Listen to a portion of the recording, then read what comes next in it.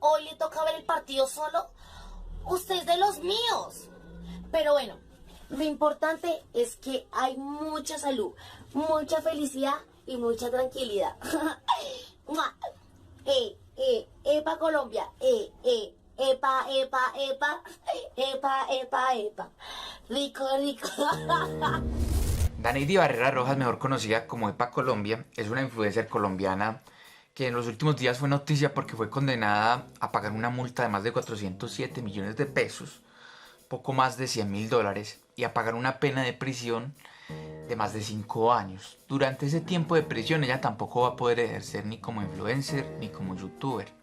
No tiene posibilidad de acudir a beneficios subrogados penales, como lo sería la suspensión provisional de la pena, ni tampoco a la prisión domiciliaria. Entonces, en caso de que ella no llegue a recurrir esa condena, pues va a tener que pagar cárcel sí o sí. ¡Hola!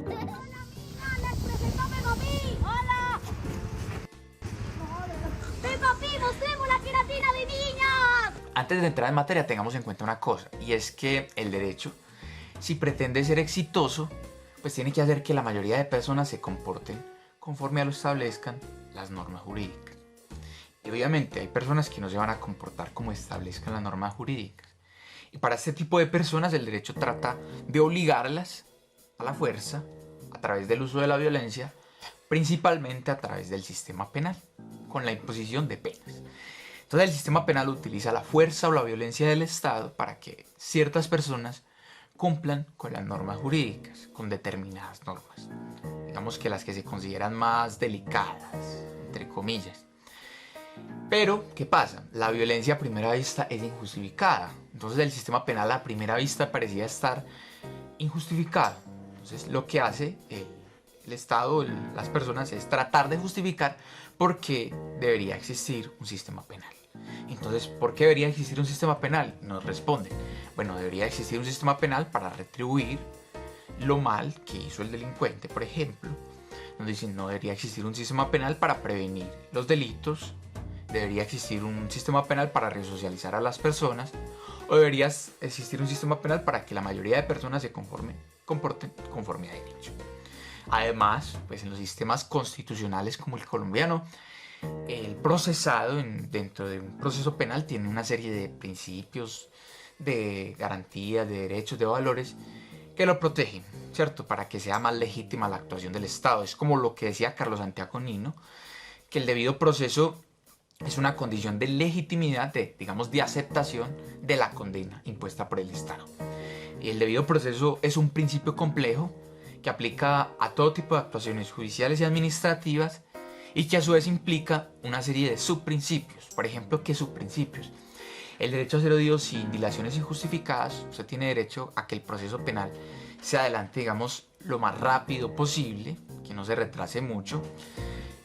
Tiene derecho a que lo escuche un juez, y este juez tiene que estar previamente determinado por la ley, es decir que cuando usted cometió el delito, ya anteriormente a eso, ya debería estar determinado ese tipo de delitos, qué jueces lo iban a conocer. No le pueden nombrar un juez especial solo para usted, ¿cierto? ¿Qué otro tipo de garantías? Tenemos también la garantía de doble instancia, que es la posibilidad de que dos jueces de instancias diferentes, digamos un juez de una categoría inferior, un juez de categoría superior, puedan conocer de su caso. El principio de doble conformidad significa que cuando usted lo condenan por primera vez, usted tiene derecho a que otro juez confirme esa condena, y ya cuando se cumplen esas dos condenas, pues ya ahí sí paila. Y uno de los más importantes de todos, la presunción de inocencia, y es el derecho a usted ser tratado como inocente durante toda la actuación judicial hasta que haya una sentencia judicial condenatoria que esté ejecutoriada, es decir, contra la cual no procedan recursos. Amigas, vine a visitar a mis amigas, mírenlas. Las maricas se quedaron sin trabajo y están buscando trabajo porque ya los maridos no los dejan salir de las casas. El sistema penal colombiano tiene diseñado un procedimiento, una forma como se adelanta la persecución penal. Y esta forma como se adelanta la persecución penal está prevista para la mayoría de personas, porque hay también excepciones, en la Ley 906 de 2004, que es el Código de Procedimiento Penal. Ese código tiene una serie de etapas. Primeramente tenemos la indagación, que comienza con la noticia criminal, la denuncia o la querella, o también puede comenzar de oficio por la fiscalía. Entonces la fiscalía o el ente acusador comienzan a indagar qué fue lo que ocurrió, cuál sería el delito que posiblemente se cometió, quién es la persona, cuál es su identificación, ese tipo de cosas.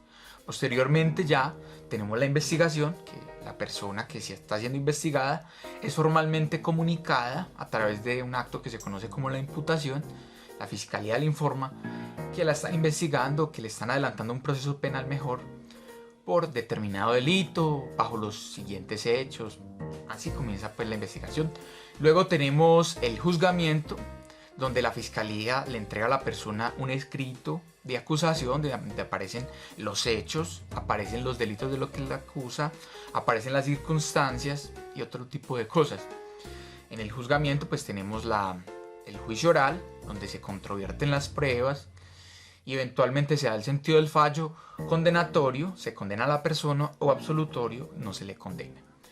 Esa persona, después del fallo, o el resto de partes, el resto de intervinientes, tienen la posibilidad de, a través de los recursos, presentarle el mismo caso a un juez superior. Entonces pueden apelar o pueden, digamos, ejercer los recursos extraordinarios de casación ante la Corte Suprema o de revisión también ante la Corte Suprema.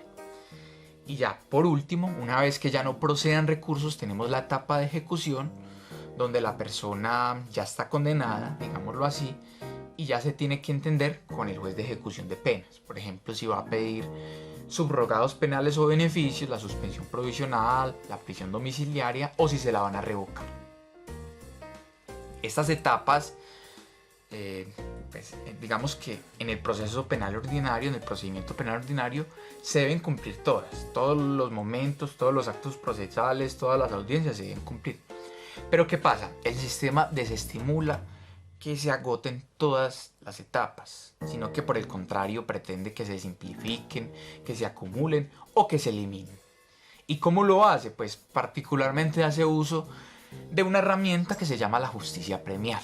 Y la justicia premial hace referencia como a una serie de mecanismos que, a través de la declaración de responsabilidad unilateral, es decir, por parte de la persona que están investigando, ella reconoce que efectivamente ella es responsable de los delitos, es responsable según lo que establece la fiscalía, se llama allanamiento esa figura, o bilateral, ya por ejemplo con acuerdos entre la fiscalía y el procesado. A cambio de este tipo de reconocimientos de responsabilidad, la justicia premial va a simplificar el proceso penal, y por esta simplificación te va a premiar, te va a reducir la pena o te va a dar otro tipo de beneficios, ¿cierto? Esto es problemático porque, digamos que desde el punto de vista de la presunción de inocencia, se relaja un poco la exigencia de las pruebas. Es decir, que los elementos materiales probatorios que tiene la fiscalía no necesitan ser tan contundentes como lo serían en un proceso, digamos, con todas sus etapas completas.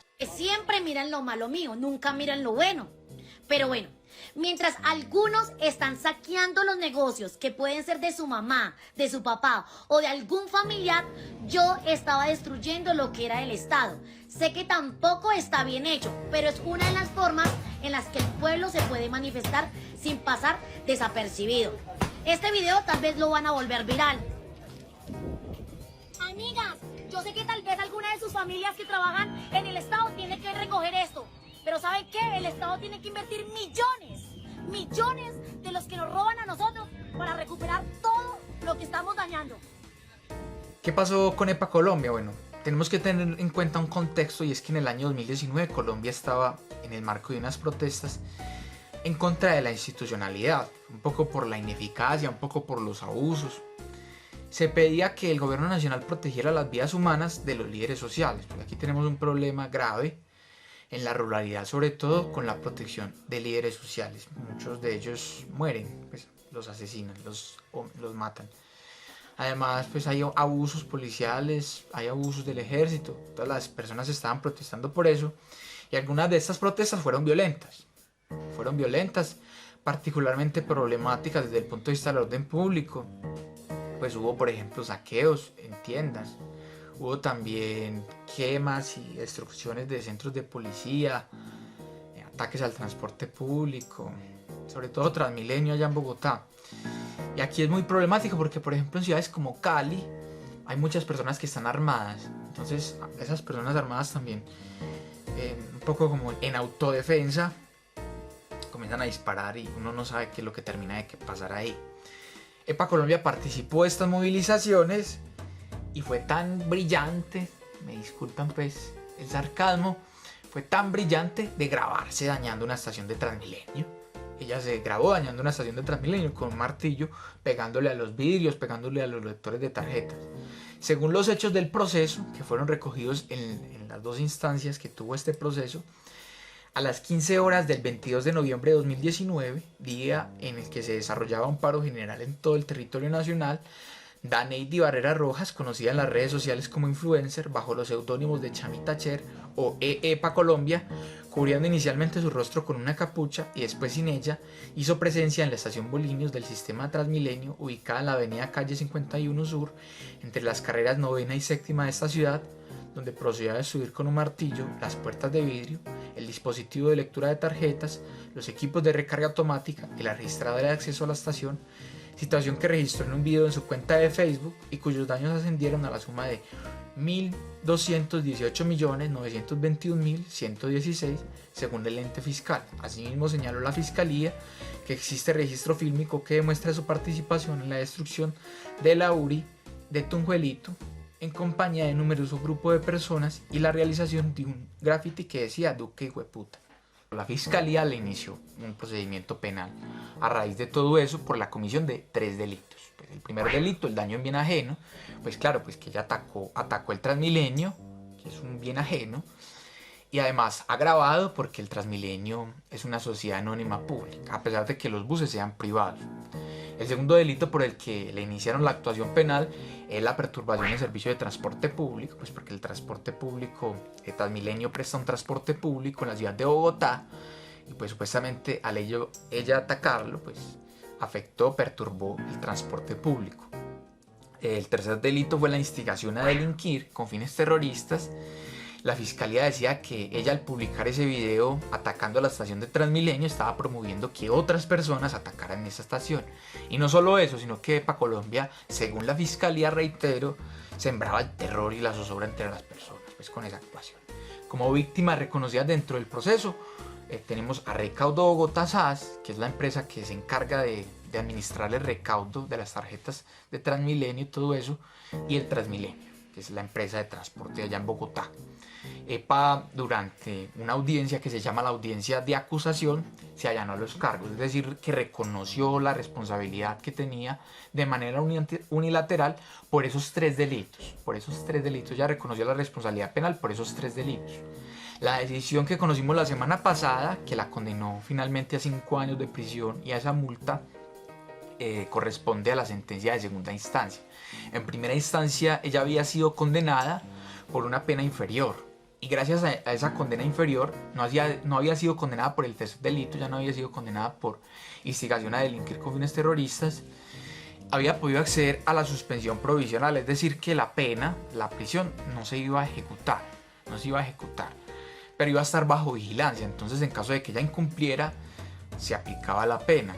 También tenía derecho, aunque no le consiguieron ese beneficio, no había necesidad de la prisión domiciliaria. Ya con esta segunda sentencia, la sentencia de segunda instancia, la condenaron también a esta instigación a delinquir con fines terroristas y perdió de los beneficios. Ya no puede acceder a la suspensión provisional, es decir que no va a poder pedir que la pena se suspenda, ni tampoco va a poder pedir la prisión domiciliaria.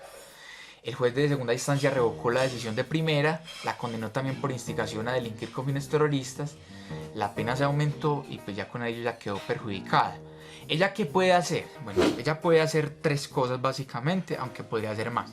La primera es apelar, pero ella solo puede apelar frente al tercer delito, que es la instigación a delinquir con fines terroristas. Puede apelar porque en Colombia hay un principio que se llama el principio de doble conformidad. Ella tiene derecho a que otro juez, como es la primera vez que la condenan por ese delito, tiene derecho a que otro juez le diga si efectivamente la va a volver a condenar por eso. Si otro juez le dice que la condena por eso, pues ya, ahí sí queda condenada, baila. Otra opción que tiene es el recurso extraordinario de casación, que es un recurso, como lo digo, extraordinario.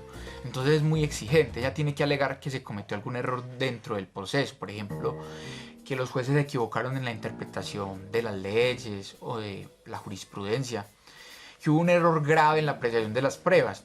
Pues yo la veo muy difícil, la veo muy difícil. La única forma que ella podría acudir a la casación, a mi manera de ver, es a través del debido proceso. Es porque ella, en la segunda instancia, el abogado de ella alegó que hubo un problema con el allanamiento, pues que ella no fue asesorada debidamente por su abogado, que ella creía que no iba a pagar cárcel. Pero yo la veo difícil. Y ya por último, pues la vía de escape, que es la tutela. Amiga, yo realmente estoy triste, amiga, ¿y eso qué me está pasando? Yo no se lo deseo a nadie, amiga. Yo cometí un error porque estaba con un par de amigos, amiga. Yo le dije a la fiscalía porque yo fui hasta las oficinas de Transmilenio que yo le pagaba con las queratinas, amiga, mes a mes, pero que yo no me quería ir a la cárcel. Mi apreciación. Desde el profundo respeto pues que le debemos tener a los jueces, a tanto al juez de primera instancia como al juez de segunda, al tribunal, considero varias cosas. En primer lugar, me parece interesante la discusión que se dio frente a la necesidad de la pena. Pues en Colombia uno de los principios rectores del procedimiento penal es la necesidad de la pena. Entonces cuando a una persona, digamos, no hay necesidad de la pena, pues no se debería aplicar la pena, porque ese es uno de los principios rectores. La gente nos decía que no, que vea que EPA Colombia se arrepintió, que pidió perdón, que pagó una caución, que ya comenzó un emprendimiento de queratinas, que está ayudándole a muchas personas.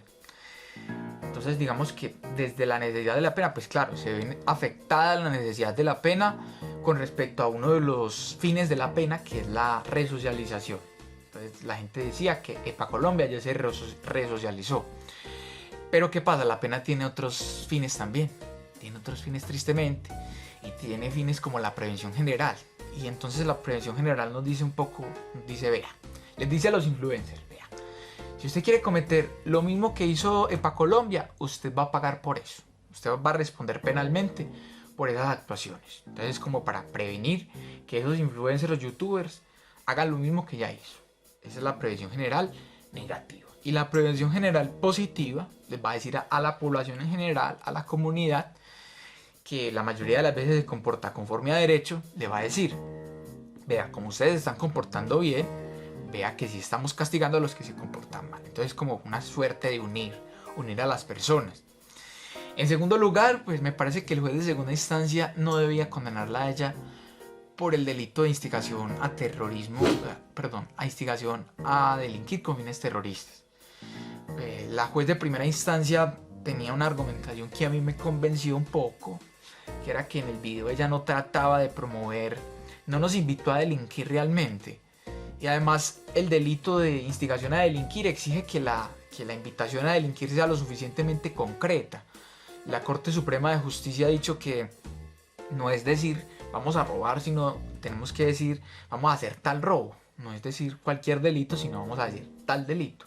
Ella no fue como lo suficientemente clara para uno decir si ella cometió ese ilícito. Además me parece problemático que ella tuviera esa finalidad terrorista, pues que el terrorismo se entiende como la finalidad de generar zozobra, terror entre las personas. Pues a mi modo de ver, una persona con un martillo, con cara destapada, a plena luz del día, no genera ni terror ni zozobra. Además hay un antecedente ante la Corte Interamericana de Derechos Humanos, que es un tribunal internacional aquí en Hispanoamérica, en el caso Mapuche versus Chile. Y los mapuches de la Araucanía quemaron y utilizaron explosivos allá. Y había una ley, la ley antiterrorista en Chile, que presumía que cuando se utilizaban explosivos y se incendiaba, había como esa finalidad de terrorismo. Y en ese caso, la Corte Interamericana de Derechos Humanos dijo que no necesariamente, y que el terrorismo era muy problemático desde el punto de vista penal. Entonces, bueno, si los mapuches, o si eso en abstracto, utilizar explosivos y quemar propiedades no es terrorismo, pues mucho menos va a ser terrorismo que una pelada con un martillo a plena luz del día, pues ataque Transmilenio. A mí antes me genera como pesar, pues un poco, no sé.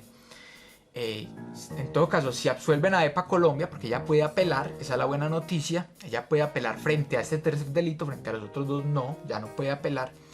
Si ella apela y es absuelta, pues podría acceder a beneficios que accedió en primera instancia, por ejemplo la suspensión provisional o también la prisión domiciliaria. Y yo creo que eso sería mucho más aceptable desde el punto de vista humano, no sé. En tercer lugar, hay un punto, y me parece el punto más delicado, y es la selectividad del sistema penal. Vemos cómo el sistema penal, eso no es culpa de los jueces, quiero hacer la claridad, vemos cómo el sistema penal ataca o se preocupa de cierto tipo de personas. Muchas veces el sistema penal ataca pues, a los pobres o a cierto tipo de delitos que yo llamo bagatelas. Pues a carteristas, está bien, sí, se robó un celular, bien, se robó un celular, pero los delitos más graves, los que afectan profundamente a la sociedad, los que se roban, por ejemplo, los alimentos de los niños de La Guajira, o los delitos transnacionales, los delitos de corrupción en las altas esferas del poder, pues casi siempre quedan en la impunidad. Entonces es como una selectividad del sistema penal de atacar solo cierto tipo de delitos que no tienen, pues en términos reales no tienen tanta entidad como lo tienen uno robársele un almuerzo a un niño que no tiene que comer, ¿cierto? De todas maneras uno tiene que ser precavido tanto en el populismo punitivo como en el antipunitivismo. Que el sistema penal y en una sociedad como la de ahora que predomina tanto el sentimiento, con cierto tipo de personas somos como que ¡uy, qué rabia!